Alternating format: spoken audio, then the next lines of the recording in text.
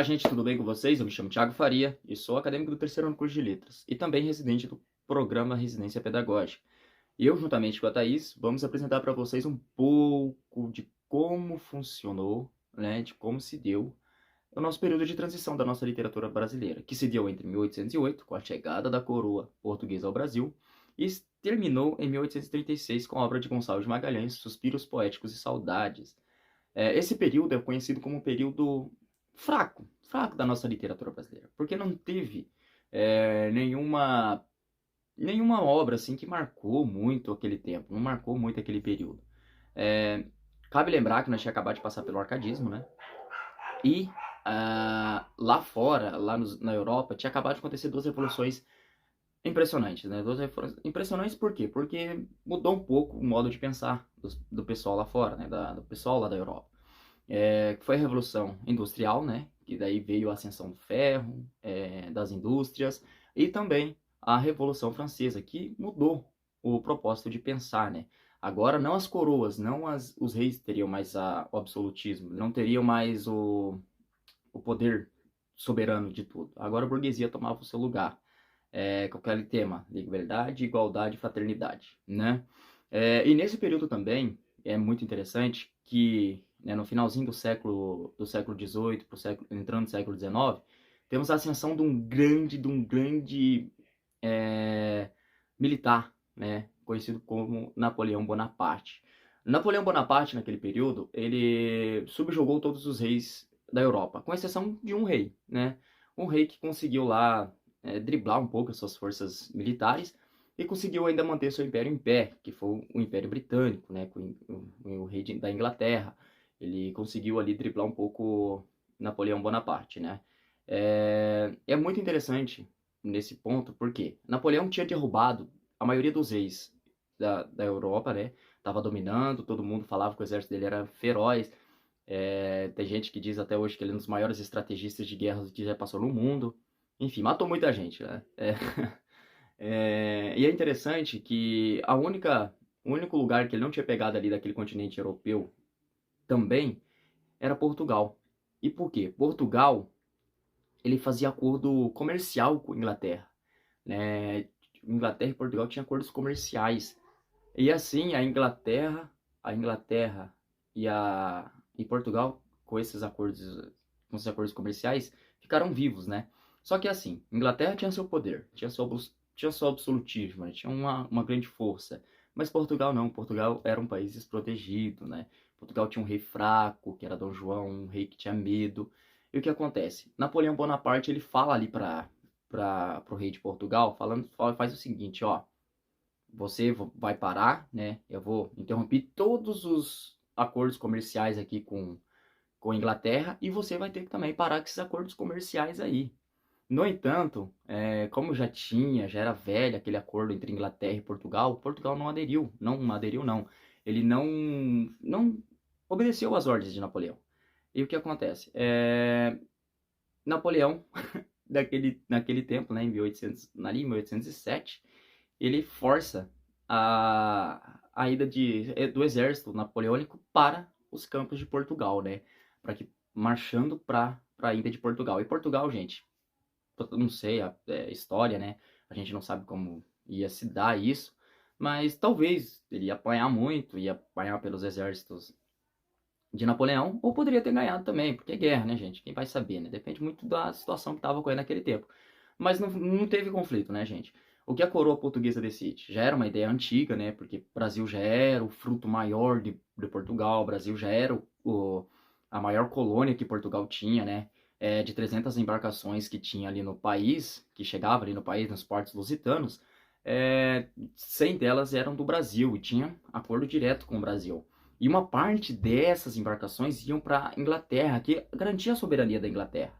Aí o que acontece? A Inglaterra ajuda Portugal a uma fuga para o Brasil. Aí o que acontece? A coroa portuguesa abandona totalmente o estado, né, onde que eles estavam vivendo, que seria Portugal, obviamente, e vem para o Brasil. Covardados, um pouco covarde, porque eles não queriam batalhar contra Napoleão. E é uma coisa bem interessante, que Napoleão já tinha dominado tudo, né? Foi uma estratégia defensiva que Portugal assumiu. Não sei, não posso falar se foi o certo, foi o errado.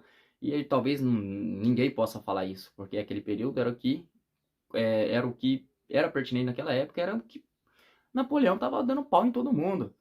E sobrava ali o pequeno Portugal para se defender contra aquela soberania toda do exército napoleônico, né?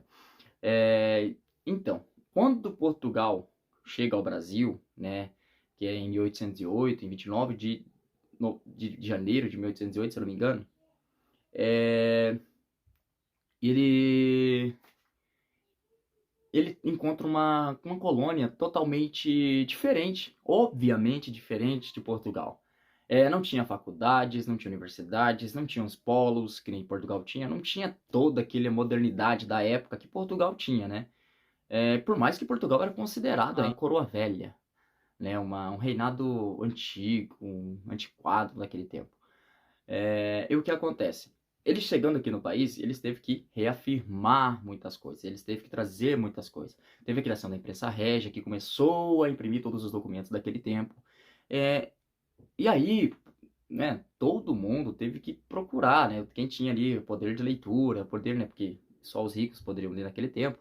Quem tinha todos esses cabedaus para leitura, para escrever, estava preocupado naquele momento para uma tal independência do Brasil, né? Queria que o Brasil fosse autônomo de Portugal, né?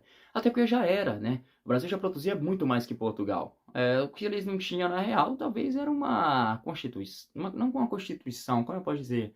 Alguém que mandasse, né? Uma coisa mais solta. Quem mandava neles era Portugal e ali dentro não tinha quem mandava, sabe? Quem mandava era que vinha lá de cima. E eles queriam daí uma autonomia para esse lugar, né, para esse novo país. Aí, né, o que acontece? Do Nordeste, onde ficava o grande polo ali da colônia portuguesa, sai esse centro e vem para o centro do país, onde fica ali mais especificamente Rio de Janeiro.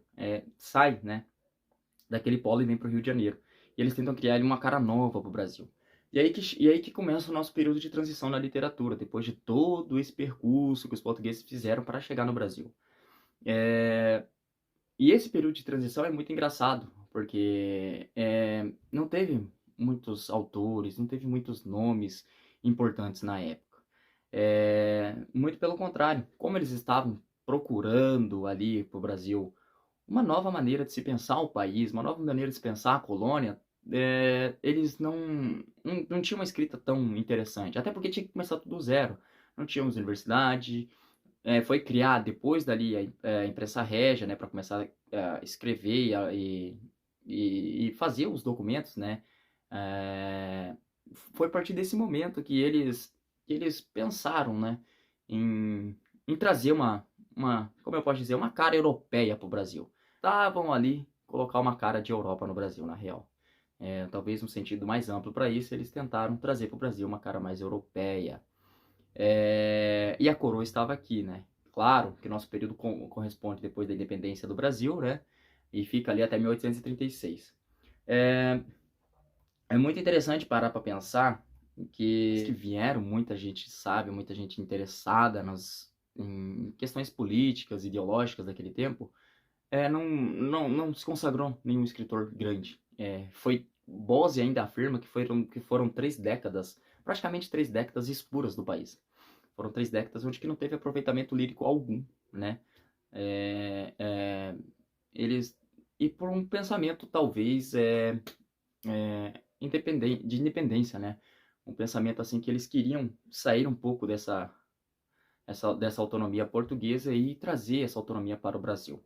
Agora eu vou deixar um pouco para a minha amiga Thaís explicar um pouco sobre alguns escritores que teve um pouquinho de renome nesses tempos, né? Algumas coisas pertinentes desse período também, para finalizar esse vídeo. Muito obrigado, gente.